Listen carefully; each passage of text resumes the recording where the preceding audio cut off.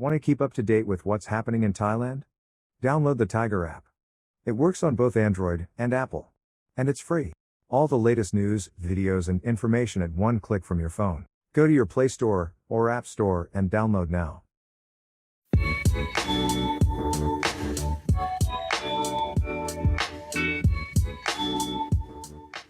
Good morning, Thailand. Thank you very much for joining us again. Really appreciate you checking in wherever you're watching and whatever time you're watching today. It's morning here in Thailand. And in the studio, we've got Sumi. Hi, Sumi. Good morning, Tim. How are you? Just a little bit closer to that mic. Right. Now, you're from Delivering Asia, but something I learned yesterday that I didn't know is you're a restaurateur. Yes, and I do run a restaurant here in Phuket. How many restaurants have you got? Currently one. We did have two. We closed the Bangkok branch just before during COVID, Right. which was quite unfortunate actually. But we reopened in Phuket. All right, and now somewhere around Thailand, I think it's Samui. Hello, good morning, Bill Barnett. Good morning, Bill. Oh, hi, Tim. Hi, Tim. Hi, Sumi. I'm in Koh Samui actually today, and it's 16 days until the Phuket Sandbox is open. All right, so let's find out about Samui. Yesterday we spoke a lot about Pattaya, but today we are talking about Samui. Bill, you arrived there over the weekend. Can you give us your impressions, your first impressions arriving on the island? I think driving in, I drove in from Phuket, so it's about a 3.5-hour drive to Phuket. I rolled right onto the ferry. The ferry is about 450 baht for my car to drive on. There's a scannable Samui Health Pass. You scan that, you roll on the ferry. Hour and a half later, you're in Samui and you start driving around.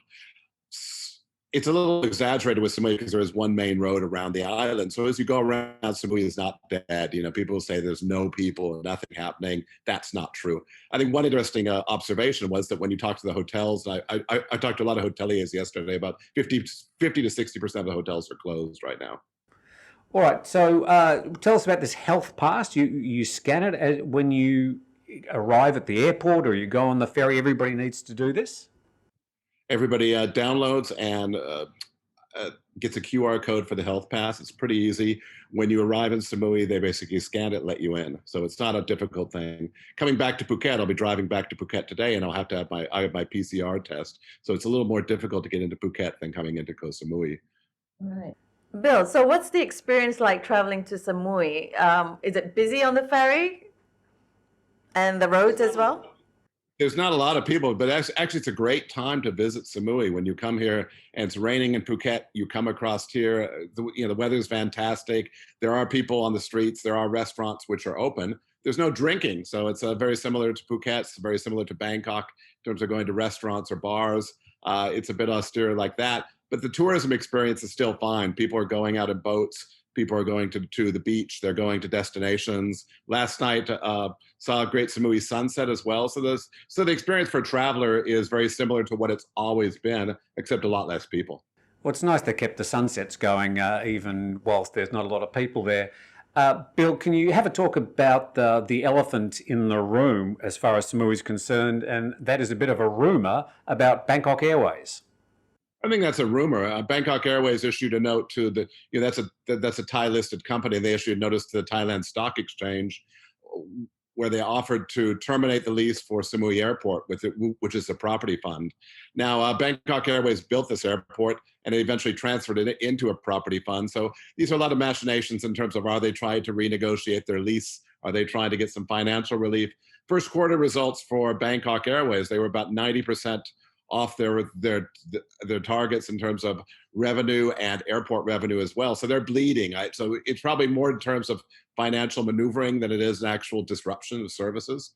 So it may be possible sometime in the future to get a domestic flight into Samui from another airline. That would be a game changer for Samui. That's not happening yet. As I said, there's still Samui, Bangkok Airways still does own the airport. So that's not going to change anytime soon. When we talk about Koh Samui and the Gulf Islands, we also sort of need to talk about Koh Phangan and Koh Tao, which Samui is a bit of a jump off for both those islands. Any stories about how those two islands are coping? Not great, Tim. I mean, when the Thais were coming in, when the Thai domestic market was booming, you had a lot of people visiting the swimming pigs as well. Koh Samui Marine Park certainly was a big attraction. You do have people going to the outlying islands, Koh Phangan and Koh Tao as well, but Samui, those islands are going as Samui right now. It's very, very few tourists are here right now. So it's a really, it's kind of a sad case for the hotels, because when you come in a hotel, the staff kind of ask and say, thank you for coming. Please, when are more people coming? Yeah. So, similar to Phuket as well. So Samui is going to have the Samui sealed route, which is scheduled on the 1st of August. Would the processes or the guidelines will be the same as Phuket? How would that be different? I think it's unknown. I believe we're expecting an announcement on Wednesday of this week. Many of the Samui tourism players are right now in Bangkok. They're working with the government for a program. Samui is very similar to Phuket in terms of its reliance on overseas tourists. This is a key thing. And Samui could benefit exactly how Phuket does, because it's possible to fly in direct to Samui or come in transit via Bangkok as well. But it's a quarantine type scenario as well, where you can travel throughout the island and not go to Bangkok or somewhere else, but have a great tourism experience. Well, the big advantage that Samui has, along with Phuket, is that they can indeed be sealed off because they're islands. So the possibility of getting Samui open before places like Pattaya, Chiang Mai, Hua Hin would certainly be much more achievable or possible or sustainable.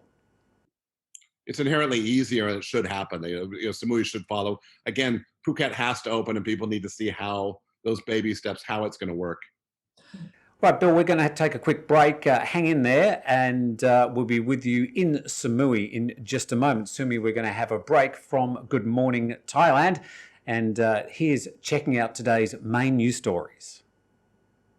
Today, there are 9 COVID-related deaths and 3,000 new cases, exactly 3,000 according to the CCSA, 640 of those from Thai prisons. Prime Minister Prayut Chan-o-cha says drug suppression should be a national priority.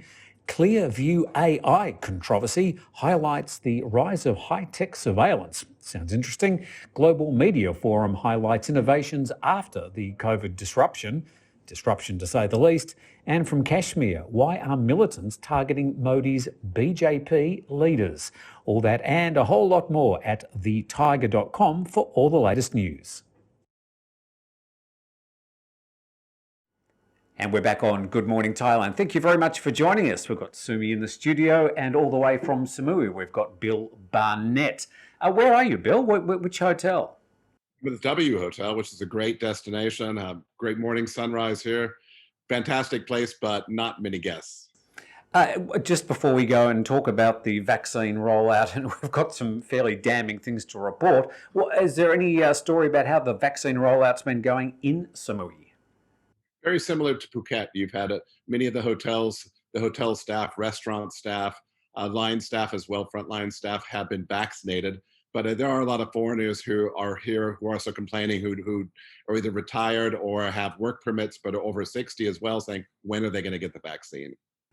So let me share with you, Sumi, some of the things that were said yesterday in the media around Thailand.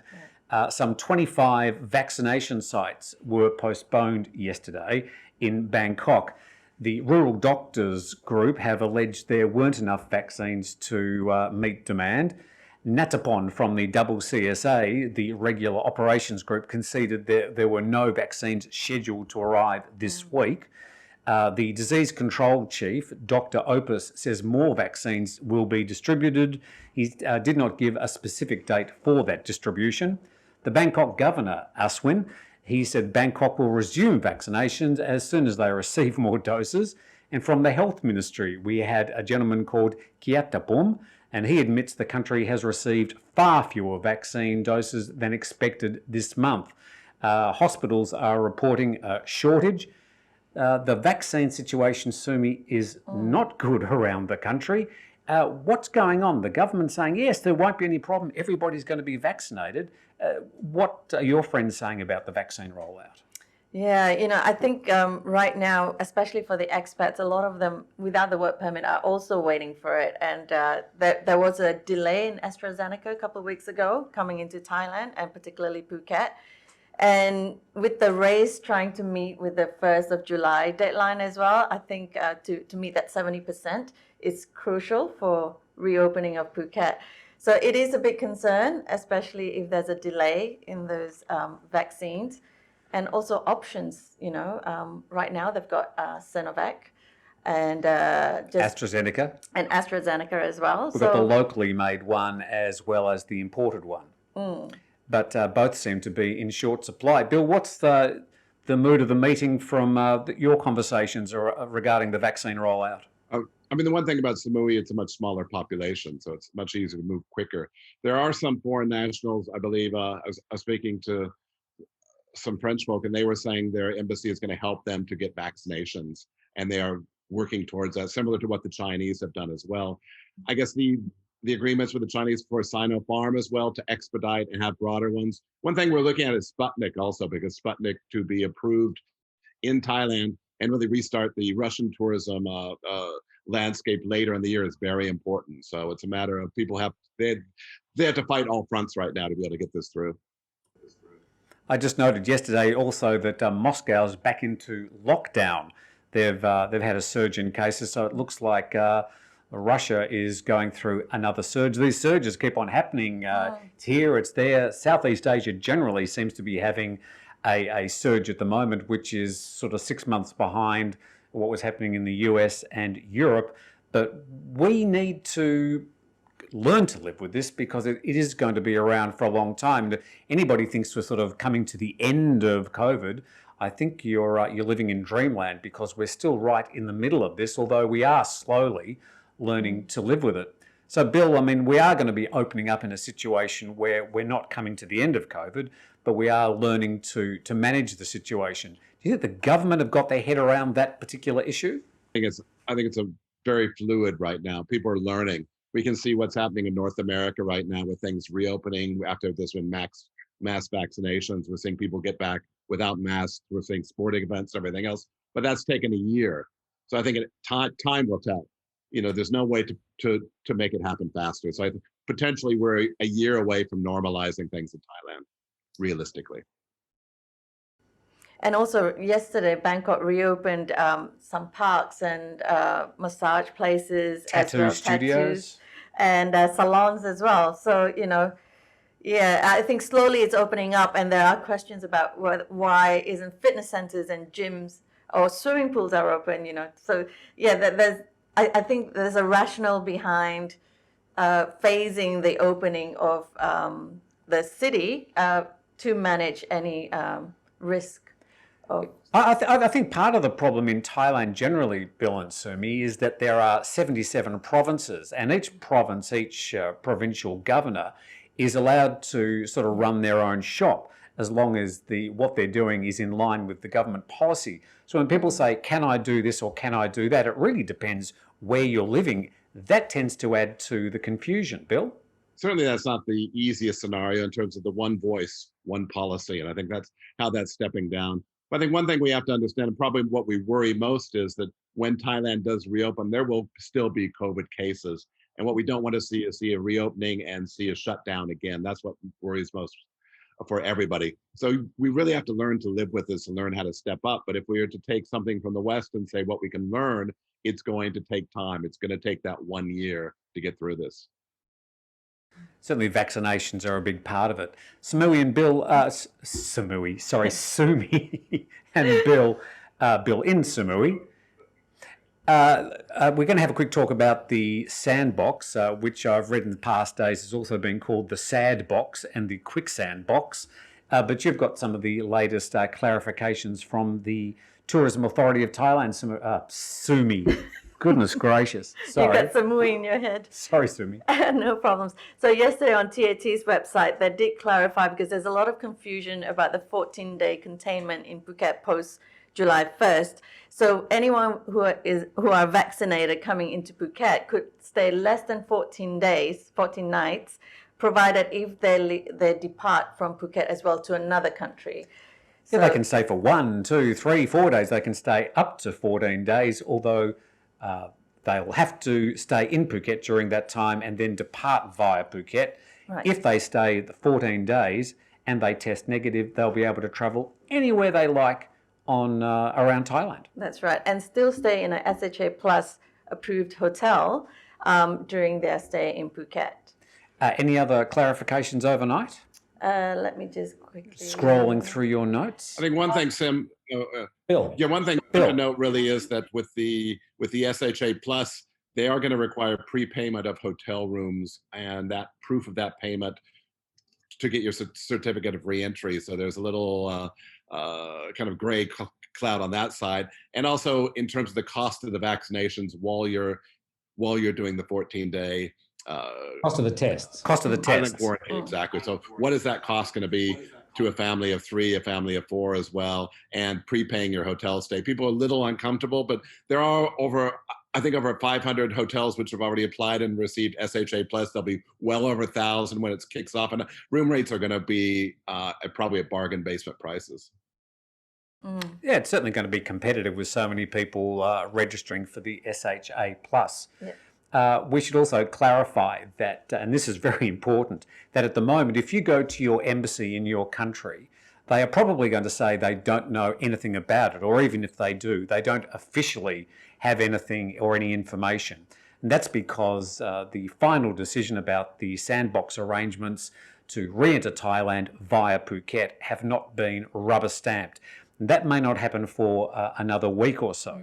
So if you do go to your embassy, you're probably going to get blank stares. It doesn't mean that it's not happening. It just means that the paperwork hasn't been stamped back here in Thailand.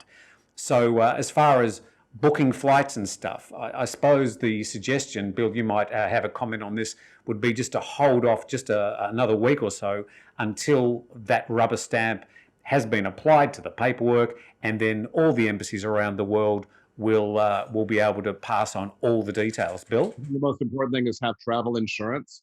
Make sure your hotel stays or anything else are refundable. Do practical travel plans. I think that's really important. One interesting thing sitting in Samui is I've talked to a number of friends who have expatriates who have houses here in Samui, and they're saying their friends would prefer to come through Phuket and actually do the 14 days versus doing an actual quarantine in Bangkok. So I think, again, when we go back to people say, who are the first travelers going to be? And I think they will be people who are come and spend part of their time in places like Koh Samui or Phuket as well, but they are using this program and they consider the Phuket program much easier than doing a hotel quarantine. Sure. I mean, you've got a whole island, which is 48 kilometres by 21 kilometres to explore, which is a lot bigger than a 12 by 4 metre hotel room. It seems that almost thousands of people have been locked out of Thailand, people who own property here, who have family here. What have you heard? Sumi, you must have friends overseas who have said, I'm trying to get back. How can I get back? Yeah, actually, a lot of people, you find that particularly residences in Phuket, they have traveled abroad, relying on the Phuket Sandbox to come back as well. They're getting vaccinated. They're going on for the summer holidays. Yeah, so I think, it will really open doors, particularly people in Bangkok as well. They are also traveling on and relying on the Phuket Sandbox to come back into the country. Yeah, so I think it's hopeful, but part of the rubber stamp as well that you mentioned earlier is the authentication system, I think, about tracking. When visitors are in the city in Phuket. So I think that will also come in quite handy, not handy, I guess, useful. We'll talk about the tracking app. Yeah, the tracking app. Yeah, they're still waiting to develop for Phuket, but there seems to be a number of tracking apps that are already available. I'm not sure why they need another one for Phuket. They've already got the Go Phuket website. There's more Chana. We seem to have plenty of apps around. But again, once the rubber stamp has been applied to all the details, we'll be able to give you more information on that. Bill, we're going to have another quick break and then we're going to go through our comments, or your comments, and we'll do that right after this on Good Morning Thailand. The Thaiger is getting behind businesses for the restart of tourism next month. With 60,000 daily YouTube viewers, and around 8 million clicks on our website each month, half of them from overseas, let us help you get in contact with the next wave of inbound travelers. Thaiger is offering 50% discounts on packages right through this month. Details in the description under this video. And you're back on Good Morning Thailand. We've got Bill in Samui and we've got Sumi here in the studio. And I'm sorry for calling you Samui. Let's I've go been through. called worse names before. Sure, let's go through some of the comments. Okay, so yesterday was a very interesting conversation we had with Trevor in Pattaya. So the chat. So this is from Steampunk, who mentioned that people are endlessly repeating about working people in ignoring that the fact that it's literally everywhere. So not just Pattaya. We referred to a lot of the working girls, the bar girls. We actually brought out the elephant in the room, which was, of course, the issue of prostitution, and people took umbrage that we referred to the bar girls as prostitutes. Of course, not all of them are, but some of them are, and we're sorry if we're describing the bleeding obvious. Bill, do you have a comment about the bar girls in Pattaya? Let's just keep going. For bar boys. Oh, well, bar boys, yes. Yeah, and also, that there were talks about how they're changing the demographic or the image of Pattaya to a family-friendly vacation or destinations and place. So so this is from Leo Cudmore saying that why fix something that isn't broken? So Pattaya will always be known for the walking street. So keep it the way it is, as it brings in a lot of tourists every year and also boosts the economy. Bill, Pattaya keeps on saying it wants to reinvent itself and it wants to gentrify, but really all those attempts don't seem to really change the main reason people go to the city. I disagree with that, Tim. I think you have to look at the access to Bangkok in terms of the toll roads now and going to places like Bang Sarai, Jom Tien. TCC through Asset World is creating a large banyan tree project there. We've seen the opening of the Mason Hotel, which is the most luxurious and highest priced hotel in Jom Tien now. You've got over 12 million visitors in a stabilized year going back to 2019 in Pattaya. So certainly Greater Pattaya, the vision of Greater Pattaya is not just walking street. It's not just 12 million people who are visiting there for that. You've got a lot of big developments going into that area. Also with the Eastern Seaboard, the access to Utaipao Airport as well. So it is changing. So years ago, you could go to Bangkok and say Bangkok is nothing but Pat Pong and these type of areas. But Pat Pong, as you've seen, has shrunk over the years. You've seen Nana Plaza. These areas shrink over the years. You've seen in Phuket, Patong as well. So things do change. Get over it, guys, in Pattaya. That market will change as well. Okay, Samui, done it again. Sumi, one more from you. Okay, well, this is COVID related. So there's a question here from Al De Silva, talking about how expats or foreigners living in Thailand can get access to the COVID vaccines. Do you have any information as to when and why, and and where can we find sources of information that expats could go and find out about vaccinations? All I can say is the vaccine rollout situation is very fluid. If it's not fluid enough for the Thais, it's even worse for the expat community. Now, in places like Phuket and Samui, they had a rollout for people with work permits a couple of weeks ago, and some 8,000 expats, working expats in Phuket were vaccinated a couple of weeks ago. A lot of people still fell through the cracks. Now, all I can say is you probably just need to be patient because there is a shortage of vaccines and a lot of the apps, for some reason, don't work. Seem to work for some people. They get registered, but then they turn up and the authorities don't know anything about it. So you're just going to have to be patient. But the Foreign Ministry has said that everybody will be vaccinated. So we, I suppose, have to take them for their word. But it probably won't happen in a nice, smooth way that you expect. So all we can say is we'll have the registration form under this video. If it's not working, then don't worry, just try again tomorrow and hopefully things will work eventually. We can't really offer any other advice. I think, Tim, one of the easiest ways would be to subscribe to the Thaiger app as well. Download the Thaiger app and you will be getting quick updates on registration for the vaccines as they become available. Be on top of the news. Yeah, certainly all the news about the vaccines, good and bad, you'll find at thetiger.com and also on the app. All right, with that, go on. Wait, does he have the app? Yes, I've downloaded the app. I've been keeping up to date with the news. on Thaiger. Enough with the app shaming, Bill.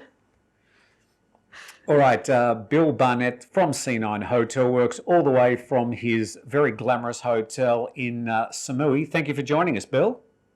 Thank you, Tim, and thank you, Samui Sumi, right? Thank you, Bill. We missed you yesterday.